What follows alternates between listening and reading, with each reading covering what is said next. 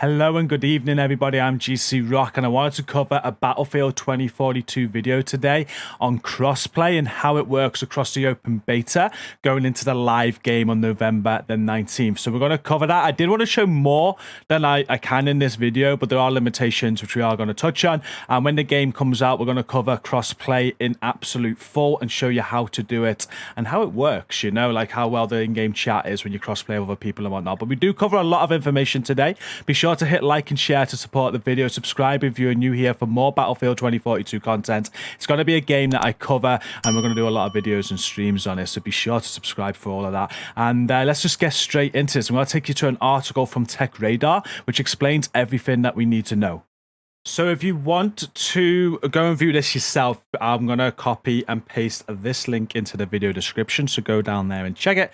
You can click it and read it for yourself if you want to, but that's exactly what we're going to do now. It explains very well about crossplay, how it works. I've read a few bits and pieces online and heard from various sources about how it works, but this just covers every single bit of it. So it says how it's releasing on next-gen consoles, PS5 and Xbox Series X and S, PC, as well as less-gen consoles, PS4 and Xbox One. We're not going to read through everything. We're going to cover the key points here, okay? So let's just go straight down. And what everybody wants to know is, how does crossplay work on Battlefield 2042? So for crossplay, there's going to be two pools of players. And this is the bit that I learned from another source yesterday, right? Players on PS5, Xbox Series XS and PC will be able to play with each other, while last-gen PS4 and Xbox One players will only be able to play with each other. This is largely due to the limitations of last-gen versions of Battlefield 2042.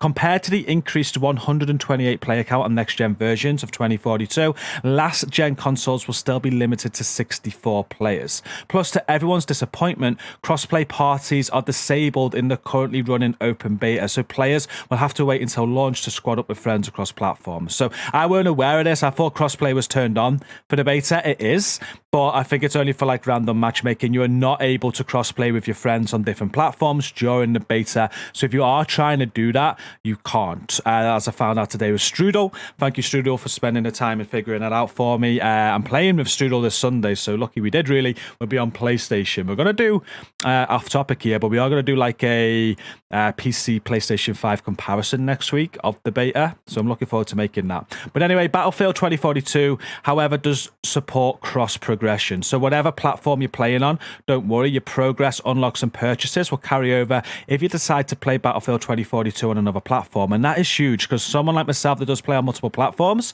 as you know with the Division, if you follow me on that, I have had to start my progress on each platform, Xbox, PC and PlayStation. It's one of the worst things ever. It's so hard to do. It takes so much time to progress with 3 different accounts. Whereas like with Destiny and with Battlefield 2042, your progress is going to be saved across all these platforms, which means I can play on PC, I can then go and play on PlayStation if I want to, I can then go and play on Xbox if I wanted to, and it'll still be the same account, which is really, really good. Probably not needed because we are going to have crossplay, but it's still a good feature. And how this is worded, the way it says whatever platform you are playing on, I believe the cross progression is going to count when you swap platforms to PS4, say, or Xbox One. Doesn't make that too clear, but I think that will be the case with cross progression. So there is one more thing that I want to show you if we load into the game before we end this video, and that is the crossplay settings. In the beta right now, as we just discussed, you can't have crossplay parties, so you can't play with your friends or crossplay. But if we go into the options, you can make sure it's turned on. It's turned on by default, and you can see it here. So crossplay, it's got 2 options with exactly the same description, so something's gone wrong there. But by default, this is going to be switched on. So while you're playing the beta, as you can't link up with your friends across different platforms, if you don't see any point in having crossplay on, you want to switch this off. If you just want to play people on PlayStation or Xbox or PC, make sure you're turning this off just to play against those people, because the only effect that this is having during the beta is the fact that when you matchmake, you're going to be playing with people across platforms. So that is up to you, but that is where the settings are. And that is it for the video. I just wanted to quickly cover everything we know so far about crossplay and explain to you how it works, especially during this beta that is live this weekend. But going into the game, and when it releases on November the 19th, we will do another video. We're going to cover exactly how it works, how you can link up with people on PlayStation 5 or Xbox Series X or S if you're on PC, and we'll cover that. And one thing that I'm most interested in is how the crossplay chat is going to work, because that is so important when you're doing crossplay. Like, comms are important, and I'm just hoping the in-game chat is going to work a treat. Now, Call of Duty did it very, very well. I hope it's similar to how they did it, and it's as clear as that, because that worked, and you only like cut out during menu screens and whatnot. Otherwise, it was very, very clear and very good. So fingers crossed, we'll cover that when the game comes out. But this is the end of this video. Do hit like and share to support it if you enjoyed it today. Subscribe for more Battlefield 2042 content from me. We've got some more videos to come across this weekend as well, so check those out. And now we're done, come and check out our community. If you need people to play with, we've got people playing Battlefield 2042 in our community right now.